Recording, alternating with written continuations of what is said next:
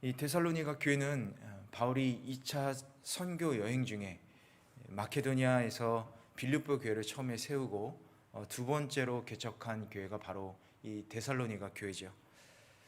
바울이 데살로니가 교회를 개척한 후에 베레아 그리고 아덴을 거쳐 고린도에 도착한 지 얼마 되지 않았을 때 아덴에서 데살로니가 교회로 파송한 디모데, 그 디모데가 이제 고린도로 다시 돌아왔습니다. 그리고 디모데에게부터 데살로니가 교회에 대한 소식을 듣게 되죠. 그 소식을 듣고 쓴 편지가 바로 데살로니가 전서이죠. 바울이 고린도에서 사역한 1년 6개월 정도의 기간, 그리고 또 중간중간에 베레아, 아덴 이렇게 이동을 했었죠. 그렇게 소요된 시간을 고려할 때 당시 데살로니가 교회는 생겨난 지 1년이 채 안 되는 신생교회로 추측할 수 있습니다. 그런데 이 데살로니가 성도들은 많은 환난 중에서도 바울과 주님을 본받아서 마케도니아 또 아가야 이 일대의 모든 성도들에게 모범이 되었습니다. 뿐만 아니라 그들은 우상을 버리고 오직 하나님만 진실되게 섬기면서 그리스도의 재림을 기다리고 있다는 소식을 바울은 듣게 됩니다. 그래서 바울은 이 데살로니가 교인들에게 칭찬하고 격려했던 것이죠. 오늘 이 데살로니가 전서의 마지막 장인 5장 말씀을 통해서 여러분 같은 칭찬과 격려를 받으시기를 바랍니다. 또한 이 부족한 신앙을 발견하심으로 데살로니가 교인들처럼 환난의 시기를 넘어 주님께 칭찬받는 복된 성도들 되시길 축원합니다. 먼저 1절 말씀을 보도록 하겠습니다. 1절 말씀을 보면 바울은 데살로니가 교인들에게 시기와 날짜에 대해서는 여러분에게 쓸 것이 없습니다라고 말하고 있죠. 여기서 시기와 날짜라는 것은 예수님의 재림의 날을 의미합니다. 즉 예수님의 재림의 시기와 날에 대해서는 다시 말하지 않겠다 이렇게 말하고 있는 것이죠. 그 이유는 2절에 나와 있는 것처럼 예수님께서는 재림하시는 날, 예수님께서 재림하시는 날이 밤에 도둑이 오듯이 예측할 수 없기 때문에 그렇다라는 것입니다. 다시 말해서 주의 재림의 정확한 때는 우리는 알 수 없다. 이미 데살로니가 교인들은 또 그 사실을 잘 알고 있기 때문에 더 이상 말하지 않겠다. 이런 뜻으로 바울은 얘기하고 있는 것입니다. 데살로니가 교회 성도들은 재림의 시기나 날에 대해서는 잘 알고 있었습니다. 그런데 이 잘못된 재림관을 가지고 있었습니다. 어떤 잘못된 재림관이었냐면 예를 들면 일부 성도들은 종말이 곧 올 것이다. 예수님이 바로 임하게 될 것이다. 그래서 일도 하지 않고 그 그리스도의 재림만을 기다린 성도들이 있었습니다. 또 재림을 기다리던 성도들 중에 재림을 보지 못하고 죽게 된 성도들이 있었어요. 그러자 어떤 성도들은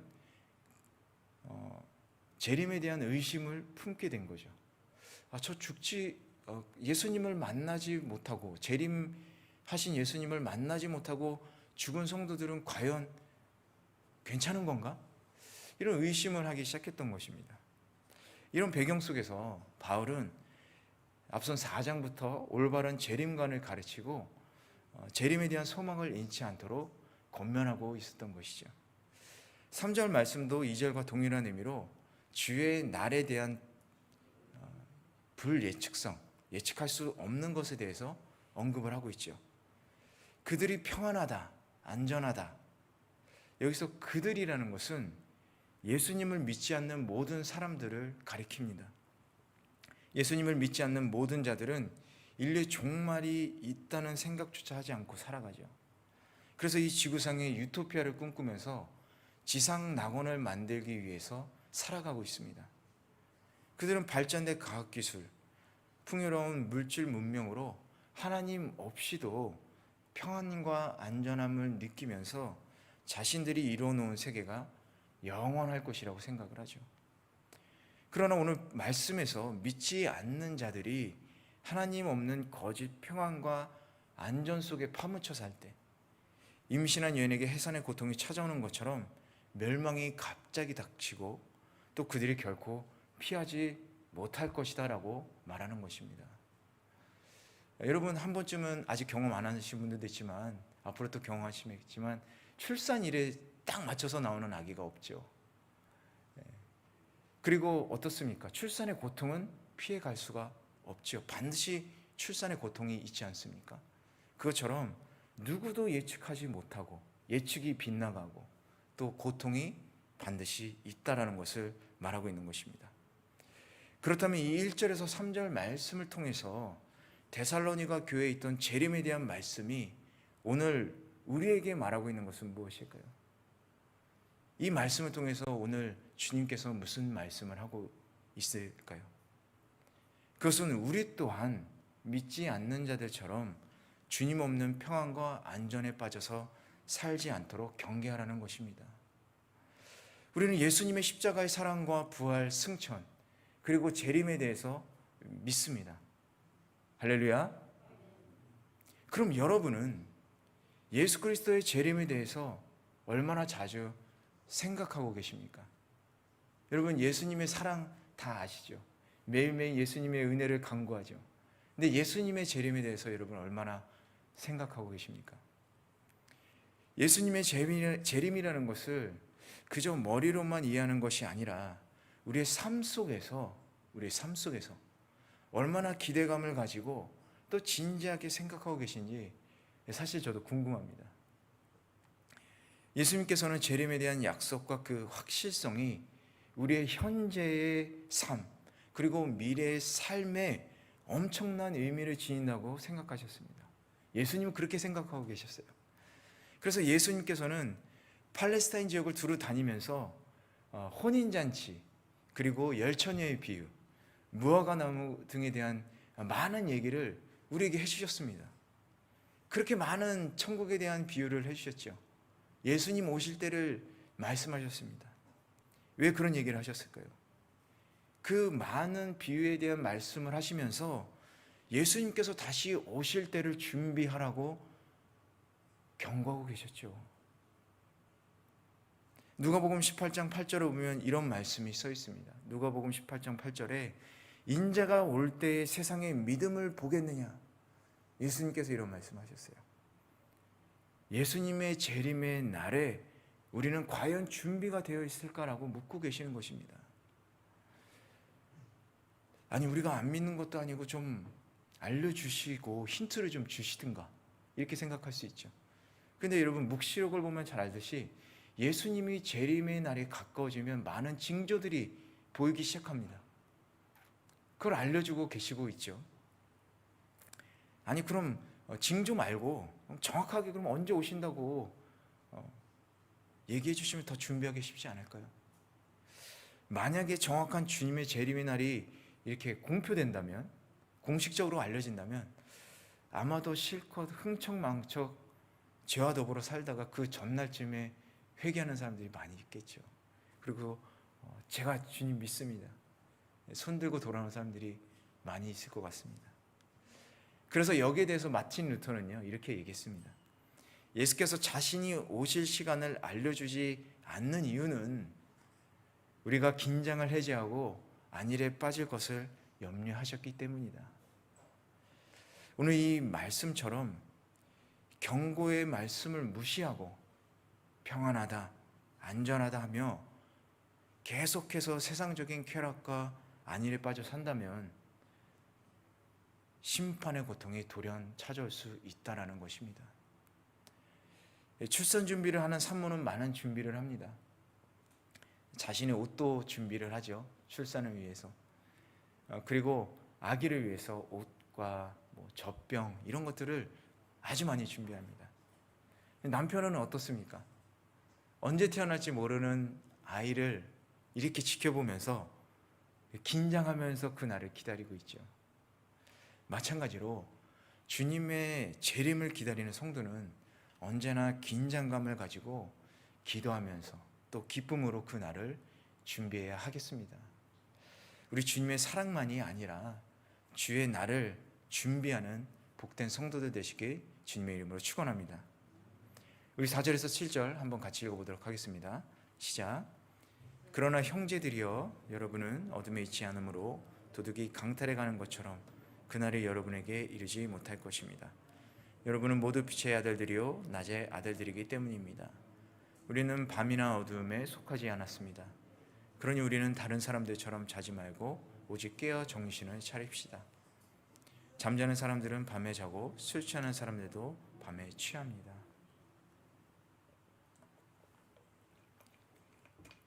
이 4절에서 7절 말씀을 통해서 알 수 있는 것은 성도는 자지 말고 깨어 정신 차려야 한다라는 것입니다.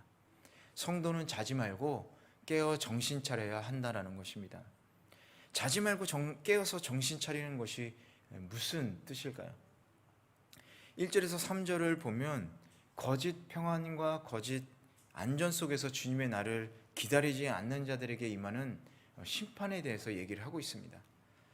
그러나 4절부터는 예수 그리스도의 재림을 믿고 기다리는 성도들에게 주어지는 희망의 메시지가 전해지고 있죠. 4절에 그러나 반대되는 얘기를 하는 것이죠. 즉 믿지 않는 자들에게 갑자기 임하는 고통이, 그 고통의 날이 믿는 우리들에게는 다르다는 것을 보여주고 있는 것입니다. 믿지 않는 그들은 밤이나 어둠에 속해 있으나 믿는 성도는 낮과 빛에 속해 있기 때문에 그렇다라는 것입니다.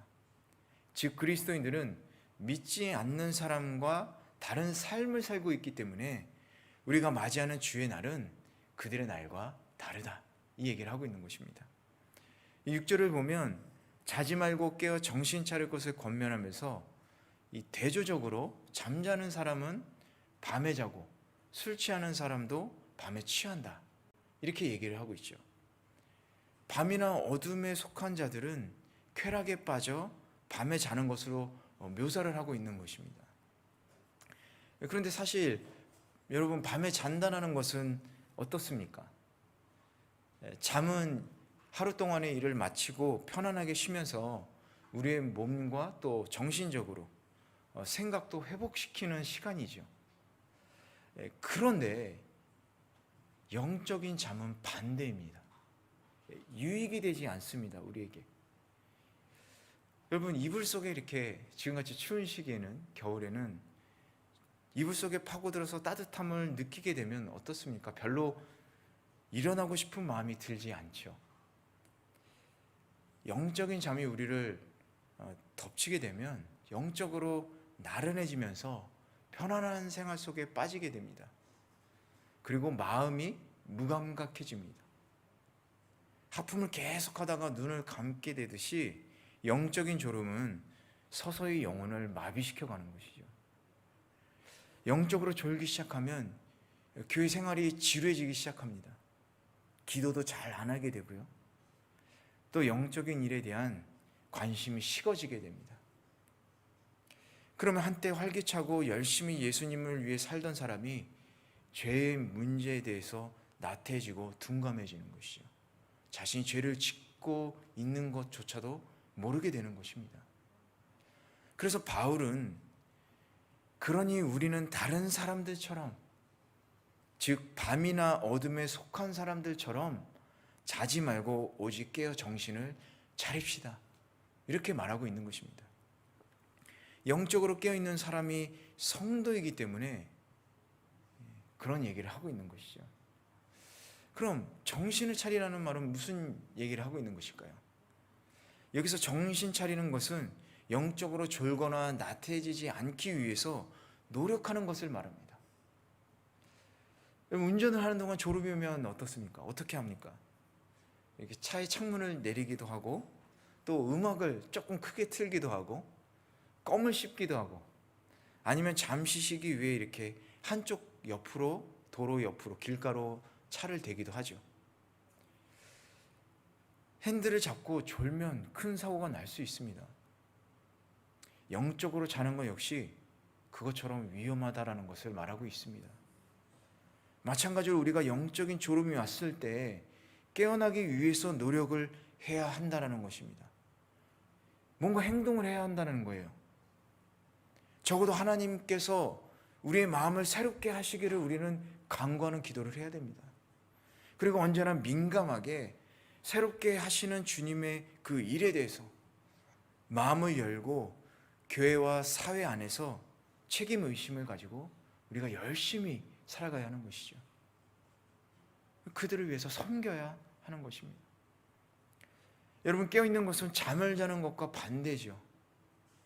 깨어있는 사람은 주변에 일어나는 일에 영적으로 민감하고 또 행동하는 사람입니다. 영적으로 잠든 사람들은 움직이지 않아요. 정적인 사람들이 바로 영적으로 잠든 사람입니다. 그러나 영적으로 깨어있다는 것은 정적이지 않다는 거예요. 뭔가 행동하고 움직이고 있다는 겁니다. 이 데살로니가서 마지막인 이 5장에서 바울은 졸고 있어서는 안 된다라고 얘기하면서 예수 그리스도께서 말씀하신 경고, 그것을 다시 한번 우리에게 상기시키고 있는 것입니다. 그럼 여러분은 영적으로 깨어있다고 생각하십니까? 여러분의 그 영적으로 깨어있기 위해서 여러분 얼마나 노력하고 계십니까? 영적으로 민감해지기 위해서 항상 기도하면서, 그리고 영적인 체험을 위해서 우리 교회 많은 이 성경 공부를 통해서 여러분 그 영적인 체험을 충만하게 채우고 계십니까? 또한 여러분 이 사회에서 일어나는 모든 현상과 생활 속에서 또 제 문제에 관해서 여러분 얼마나 민감하게 반응하고 계신지요?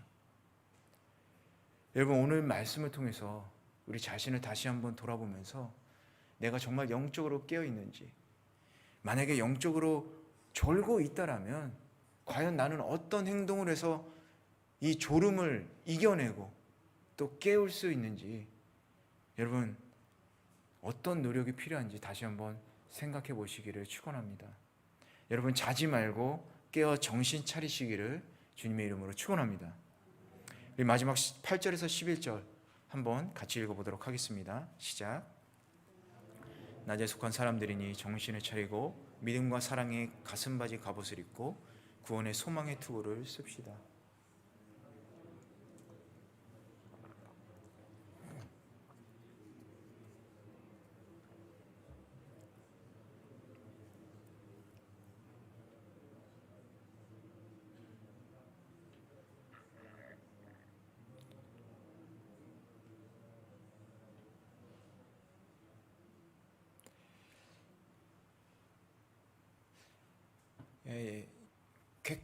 좀 오래된 영화긴 하지만 기사 윌리엄이라는 영화를 보면 이 중세 시대의 한 스포츠로 그 마상 창시합을 하는 장면들이 계속해서 나옵니다.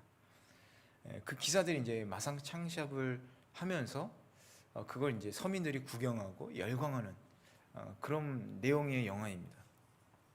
이 마상 창시합은요, 일정한 거리를 두고 말에 탄 기사들이 전력 질주해서 들고 있는 나무로 만든 창으로 상대를 찔러서 말에서 떨어지면 지고 또 떨어뜨리면 이기는 시합이 마상창 시합이었습니다. 여기서는 창술도 중요한데요, 그와 못지않게 중요한 게 갑옷입니다. 갑옷. 가벼우면서도 튼튼한 갑옷이 승리의 요인이 되기 때문에 특히 이 가슴바지 그리고 투구, 이것은 기사의 생명과도 또 직결되기 때문에 갑옷의 역할은 아주 중요합니다. 갑옷이 둔하면 쉽게 움직일 수 없고, 또 가슴바지와 투구가 약하면 또 창에 찔려서 생명을 잃을 수도 있기 때문이죠. 바울은 그리스도인으로서 깨어 정신 차리라고 말한 다음에 믿음과 사랑의 가슴바지 갑옷을 입고 구원의 투구를 쓰라고 얘기를 합니다. 이것은 믿음과 사랑 그리고 구원의 소망이 바로 성도의 생명을 지키기 위해서 아주 중요하기 때문에 그런 것입니다. 여러분, 믿음이란 무엇입니까? 믿음이란 여러분 맡기는 것을 의미합니다. 믿음은 맡기는 겁니다. 우리 삶의 전반적인 문제, 나아가서는 삶 자체를 아무 꺼리낌 없이 하나님께 맡기는 것, 그것이 바로 믿음입니다. 하나님을 향한 절대적인 의존이라는 것, 흔들리지 않는 믿음과 그 확신에서 비롯되죠. 물론 믿음이란 하나님에 대한 사랑, 그 확신도 의미합니다. 그리고 사랑이란 무엇을 의미하죠? 사랑, 내어주는 사랑이죠. 주는 사랑입니다.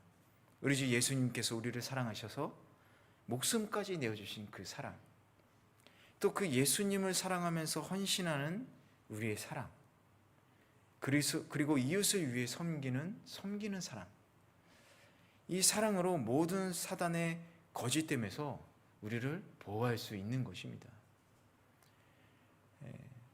왜냐하면 사단은 어떻게 우리를 공격합니까?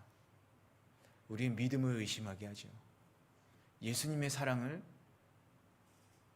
아무 소용이 없는 것처럼 우리에게 속삭입니다. 그렇기 때문에 우리가 믿음과 사랑의 이 가슴바지를 했을 때 사단의 공격으로부터 우리를 보호할 수 있는 것이죠. 그리고 구원의 소망은 어떻습니까? 그리스도께서 다시 오실 때 우리의 생각이 우리 주변의 악에게 유혹당하거나 또 압도당하지 않도록 지켜주는 역할을 하죠. 여러분, 우리 머리는 어떤 역할을 합니까? 생각을 하죠. 생각을 하고 행동으로 옮기게 합니다. 그 생각을 이 구원의 소망으로 인도하고 지배하면서 우리 행동을 지배하는 것, 바로 이 구원의 소망의 투구가 된다는 것입니다. 여러분, 소망은 어떤 것입니까? 그저 바라는 것이 아니라 확신한 것입니다. 주님 안에서의 소망이라는 것은 확실한 것입니다. 그리스도께서는 다시 오실 것이고 우리는 그분과 영원히 살게 될 것이다. 그 소망의 확신을 갖는 것이 바로 구원의 소망이죠.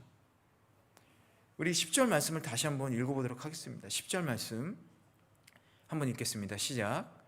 그리스도께서 우리를 위해 죽으셨으니 이는 우리가 깨어있든 자고 있든 그분과 함께 살게 하시려는 것입니다. 이것이 바로 우리 성도들이 가지고 있는 소망이죠. 주님께서 우리 함께 사는 것, 그 믿음과 소망, 사랑입니다. 여러분은 부활을 믿으십니까? 우리가 죽으면 그리스도와 떨어지는 것이 아닙니다. 우리는 부활하여 주님과 영원히 살게 됩니다. 우리가 죽어도 우리는 부활해서 주님과 영원히 살게 되는 것입니다. 10절에 깨어있든 자고 있든, 이것은 6절에 영적으로 깨어있든지 영적으로 죽어있든지의 의미가 아니라 생명이 있든지 죽든지의 의미입니다. 성경에서는 잠자다는 표현을 이렇게 아직 살아있는 표현으로 얘기를 하죠. 잠들었다는 것을 죽은 표현으로도 씁니다. 여기서 얘기하는 것은 생명과 죽음을 얘기합니다.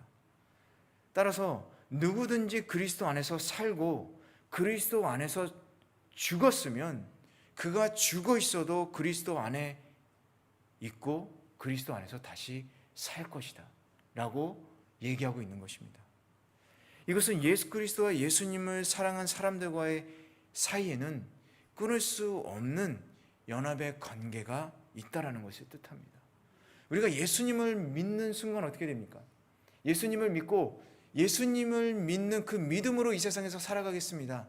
우리 세례를 받지 않습니까? 신앙 고백을 하는 것이 세례지 않습니까? 그럴 때 어떻게 됩니까?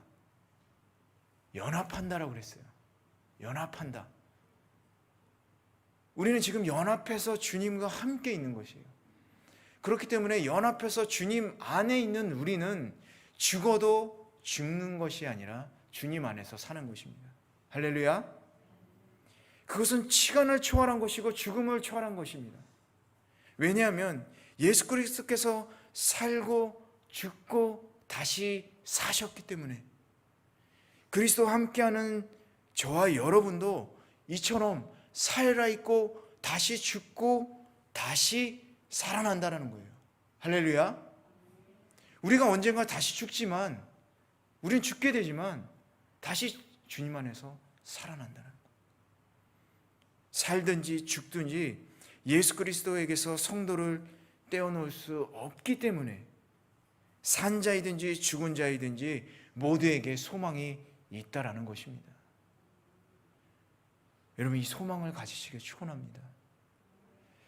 그러므로 사랑하는 동경훈일교회 성도 여러분, 이 주님의 재림의 날과 우리의 구원이 완성되는 그때에 대한 소망을 여러분 확실히 붙잡고 살아가시길 축원합니다.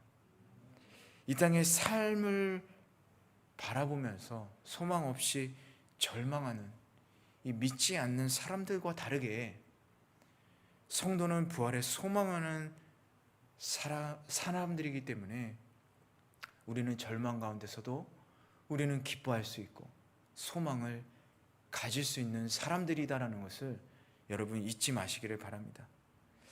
그리고 어려움 가운데서 우리 서로를 위로하면서 그리고 주님께서 주신 소망으로 서로를 권면하면서 우리 고통도 슬픔도 다툼도 없는 이 하늘나라에서 우리 모두가 다시 만나서 사랑과 기쁨만 가지고 우리 주님과 함께 영원히 살아가는 복된 성도들 되시기를 주님의 이름으로 축원합니다.